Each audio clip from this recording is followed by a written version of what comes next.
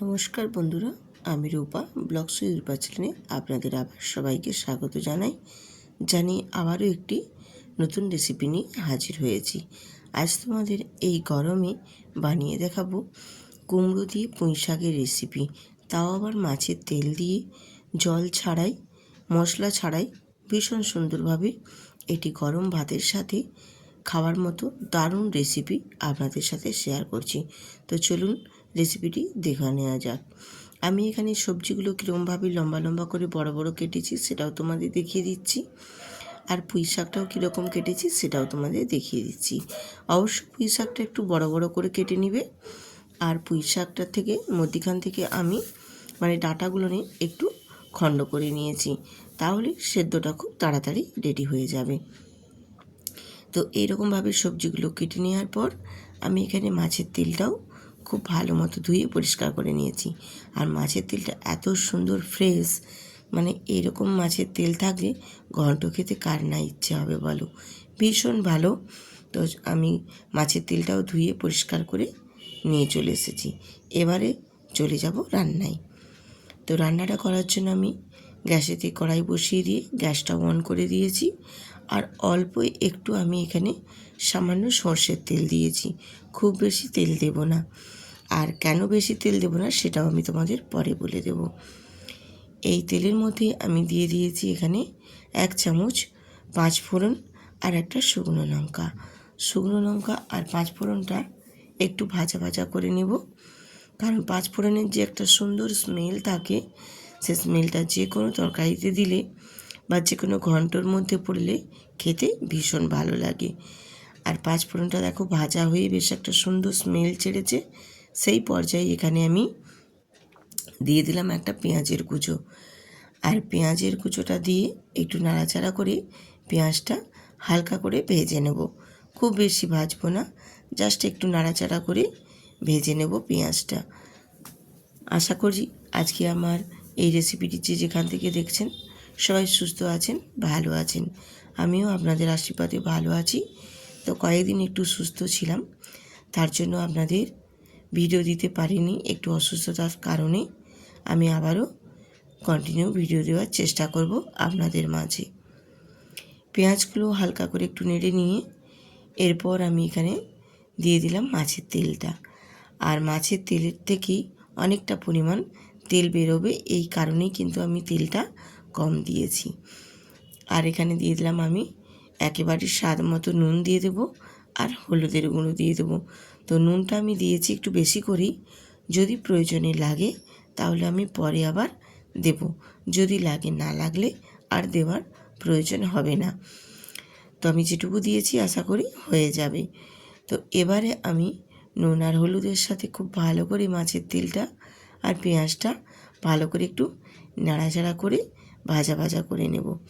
এরকমভাবে একটু ভাজা ভাজা করে নিয়ে আমি একটু ঢাকনা দিয়ে ঢেকে দেব, যাতে করে তেলটা বেশ সুন্দরভাবে বেরিয়ে আসতে পারে। আর দেখছেন তেলটা কম দেওয়ার কারণ যে মাছের তেল থেকে কতটা পরিমাণে তেল বেরিয়েছে দেখো।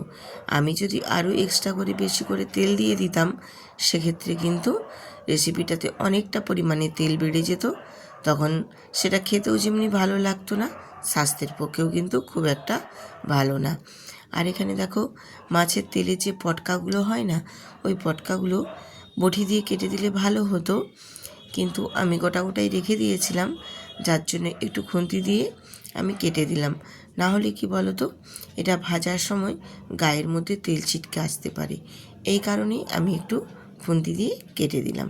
আর মাছের তেলটা বেশ ভালো করে লাল লাল করে একটু ভেজে নেওয়ার পর আমি এখানে সব সবজিগুলো অ্যাড করে দিলাম।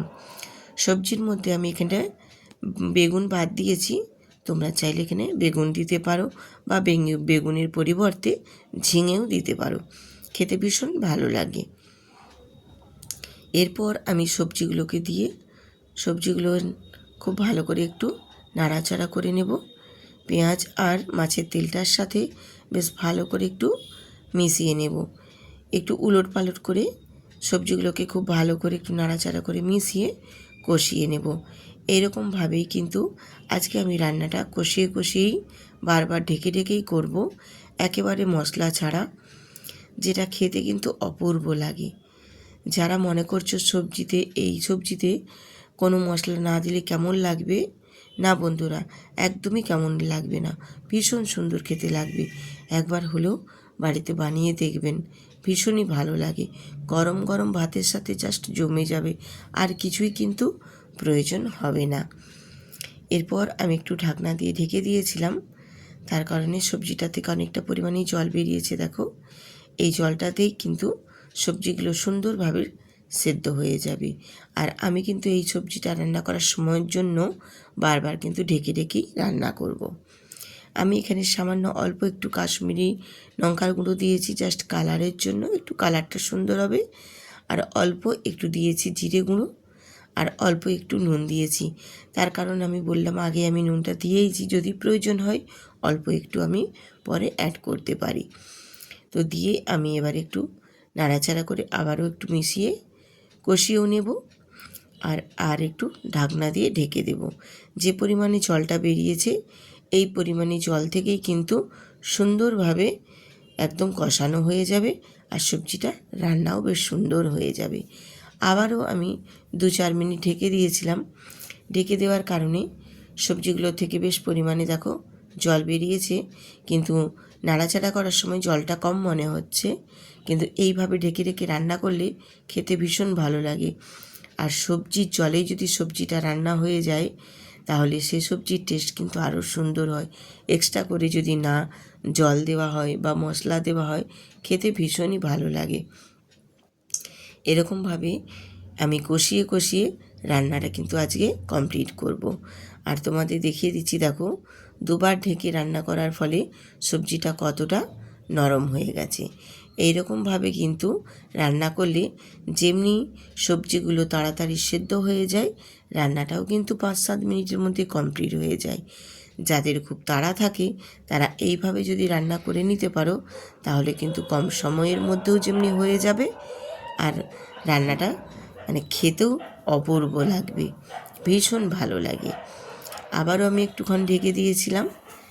আবার একটু ঢেকে দেওয়ার কারণে দেখো সবজিগুলো আরও বেশ ভালো মতো একদম সেদ্ধ হয়ে গেছে, আর সবজিগুলো এবারে ঘাটা ঘাটা হয়ে যাবে। ঠিক সেই রকম পর্যায়ে কিন্তু সবজিগুলো একদম নরম হয়ে গেছে। এরপর আমি এখানে একটু নাড়াচাড়া করে ঘাঁটা ঘাঁটা করে দেওয়ার পর এখানে একটু অল্প কয়েক দানা চিনি দিয়ে দেব। চিনিটা দিলে কি হয় বলো তো, যেহেতু এটা পুঁই শাকের ঘন্ট, খেতে ভীষণ ভালো লাগবে, এত সুন্দর স্বাদটা নিয়ে আসবে। আর মশলা ছাড়াই তো, নুন আর চিনিটা যদি মেজারমেন্ট থাকে না, আর কিছুই লাগবে না, খেতে ভীষণ ভালো লাগবে। চিনিটা দিয়েও একটু নাড়াচাড়া করে নিয়েছি। আর এই যে একটু গ্রেভি গ্রেভি ভাব আছে, একটু জল জল মতো মনে হচ্ছে, আমি তোমাদের দেখিয়ে দিচ্ছি। দেখো, এই যে একটু হালকা যে গ্রেভি ভাবটা, এই গ্রেভি ভাবটা আরও আমি 1/2 থেকে 1 মিনিট মতো কুক করে নেব। তাহলে বেশ সুন্দর করে একদম জলটা শুকনো শুকনো হয়ে যাবে, আর তখন রেসিপিটি আমার একেবারে কমপ্লিট হয়ে যাবে। আজকে জল ছাড়া, মশলা ছাড়াই একদম পুঁই শাকের ঘন্ট মাছের তেল দিয়ে একদম পারফেক্টভাবে রেডি হয়ে গেছে। আমি এবার এটাকে নামিয়ে নেব, গ্যাসটা অফ করে নামিয়ে নিয়ে তারপর তোমাদের সার্ভ করে দিয়েছি। দেখতে যেমনি সুন্দর হয়েছে, খেতেও কিন্তু তেমনিই সুন্দর হয়েছিল। যদি কোনো স্কুল বা অফিসের জন্য তাড়াহুড়োর সময় রান্না করতে চান বন্ধুরা, তাহলে একটিবার এইভাবে রান্না করে দেখো, যেমনি কুইক রান্নাটা হবে, খেতেও কিন্তু ভালো লাগবে। 5-7 মিনিটের মধ্যে খুব তাড়াতাড়িভাবে কিন্তু রেডি করে নিতে পারবে। এই রকমভাবে মাছের তেল দিয়ে পুঁই শাকের ঘন্ট খেতে ভীষণ ভালো লাগে। যারা পুঁই শাক খেতে চায় না বা মাছের তেল কোনো সবজিতে দিলে খেতে চায় না, তারাও কিন্তু চেটে খাবে, কথা দিলাম, এত সুন্দর হয়। একটিবার হলেও বন্ধুরা এইভাবে ট্রাই করে দেখুন। যদি ভালো লাগে অবশ্যই কিন্তু বন্ধুদের সাথে শেয়ার করে সাবস্ক্রাইবটা, বেল বটন অন করে রাখবেন, তাহলেই নিত্য নতুন রেসিপি দেওয়া মাত্রই আপনাদের কাছে পৌঁছে যাবেন। নতুন নতুন বন্ধুদের অসংখ্য ধন্যবাদ পাশে এইভাবে থাকার জন্য। আজ এইখানেই রাখছি, আবার আসবো আরেকটি রেসিপি নিয়ে।